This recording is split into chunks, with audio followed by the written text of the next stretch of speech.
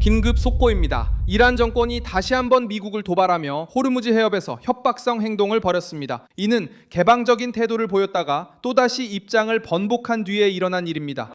2026년 4월 18일 토요일, 이란이 다시 한번 해협 통제를 강화했습니다. 상선들을 향해 총격이 있었다는 보고도 있었습니다. 이란 정권은 미국으로부터 양보를 이끌어내고자 하지만 이러한 협박은 오히려 정반대의 결과를 낳고 있습니다. 이미 경고한 바 있는 미군과 이란에 대한 파괴적인 폭격이 다시 시작될 수 있음을 알렸고, 이에 대한 미국의 압도적인 대응이 예상됩니다. 만약 혁명수비대의 테러 정권이 거짓말을 하고 수요일에 끝나는 휴전까지도 방해한다면 미국은 이미 카르그 섬에 지상 침공을 감행할 수 있다고 언급했으며, 이제 훨씬 더 강경한 새로운 긴장 고조가 본격적으로 레이더에 들어왔습니다. 중심에 있는 인물은 누구일까요? 이란 측 그리고 이슬람 혁명 수비대가 연루된 것으로 지목되고 있습니다. 그리고 반대편에는 이미 이란 항구에 대한 봉쇄를 유지하고 있는 미국이 있습니다. 이런 일이 어떻게 벌어진 걸까요? 금요일에 잠시 재개방을 발표한 후 테헤란은 토요일에 다시 통제를 강화했고 선박들에게 후퇴하라고 명령했으며 이 항로를 압박 수단으로 사용하고 있음을 분명히 했습니다.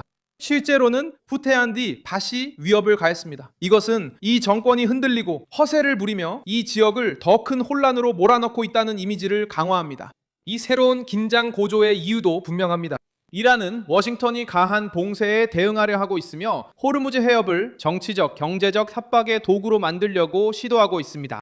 하지만 이 움직임은 다른 나라들뿐만 아니라 이란 국민들 자신에게도 큰 타격을 줍니다. 정권이 중요한 항로를 봉쇄하고 선박을 공격하며 해상 교통에 공포를 조성할 때 그것은 안정적인 힘을 보여주는 것이 아닙니다.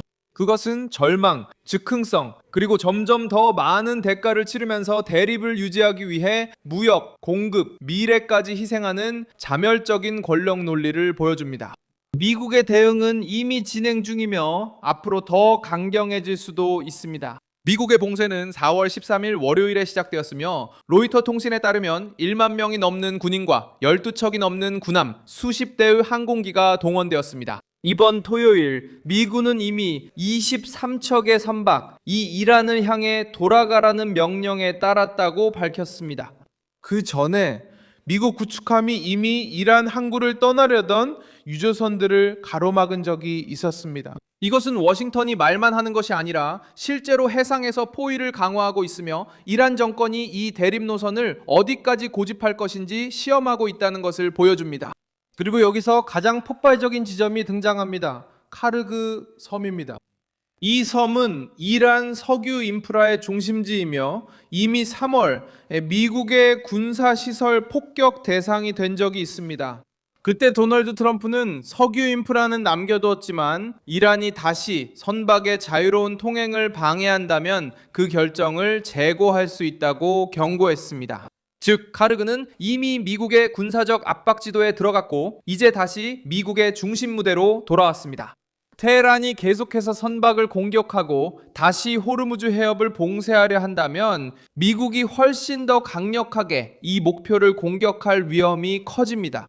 더 큰 확전 가능성에 대한 논의도 커지고 있습니다. 이미 벌어지고 있는 상황만으로도 심각합니다. 해상 봉쇄, 선박 가로채기, 그리고 로이터가 인용한 월스트리트 저널 보도에 따르면 국제 해역에서 이란과 관련된 선박을 승선할 준비까지 하고 있습니다. 그리고 정권의 전략적 거점에 대한 새로운 위협도 있습니다. 이것이 미군이 내일 이란 땅에 상륙할 것임을 증명하는 것은 아니지만 그런 가능성을 제기합니다. 적어도 제한적이고 핵심 표적에 집중된 작전에서는 이전보다 더 현실적인 범위 내에서 그런 가능성이 있습니다. 분쟁의 수위가 한 단계 올라갔습니다. 이 위기의 영향은 파괴적입니다. 분쟁이 시작된 이후 수백 척의 선박이 이 지역에 갇혔습니다. 걸프 지역의 수출업자들은 생산을 줄였습니다. 그리고 불확실성이 다시 에너지, 운송비, 공급망에 영향을 미쳤습니다. 전 세계 석유의 약 20%가 이 항로에 의존하고 있습니다. 이란이 다시 호르무즈 해협을 봉쇄하고 선박을 공격하면 단지 경쟁 상대만을 겨냥하는 것이 아닙니다. 여러 나라의 경제, 안보, 그리고 안정성에 영향을 미칩니다. 그리고 또다시 이란 국민들을 가혹한 대가를 치르게 만듭니다. 왜냐하면 새로운 도발이 있을 때마다 고립이 심해지고 경제적 압박이 커지며 더 많은 폭격이 가까워지기 때문입니다. 결국 우리가 보게 되는 것은 자살적인 정권이 자기 국민을 벼랑 끝으로 몰아넣는 모습입니다. 이란은 미국을 협박하려 하고 개방에 대해 거짓말을 하며 물러섰다가 다시 호르무즈 해협을 봉쇄하고 선박을 공격합니다. 마치 지구에서 가장 중요한 항로 중 하나를 가지고 장난칠 수 있는 것처럼 행동하지만 압도적인 반응을 불러일으키지 않을 수 없습니다. 결국 그 대가는 돌아오게 되어 있고 그 대가는 매우 무겁습니다. 카르그는 이미 미국에 의해 공격당한 적이 있고 전쟁의 사정권에 들어온 적도 있습니다. 만약 테헤란이 이런 무분별한 긴장 고조를 계속 고집한다면 카르그는 더욱 심각한 공세의 표적이 될 수 있습니다. 그리고 오늘날 갈등의 새로운 국면, 즉 제한적인 지상작전이나 더 본격적인 작전이 논의될 때 이제는 먼 가설처럼 들리지 않고 바로 그 정권이 스스로 만들어낸 상황 속에서 실제 위험으로 다가오고 있습니다. 호르무즈 해협을 기만과 파괴의 도구로 바꾼 이란 독재 정권은 단지 경쟁자들만을 겨냥하는 것이 아닙니다. 그 정권은 이란 국민을 파괴적으로 징벌하고 국가를 고립시키며 더 큰 군사 충돌의 문을 열고 있습니다. 이것은 바로 정권이 훨씬 더 강력한 세력에 도전하려는 집착에서 비롯될 수 있습니다.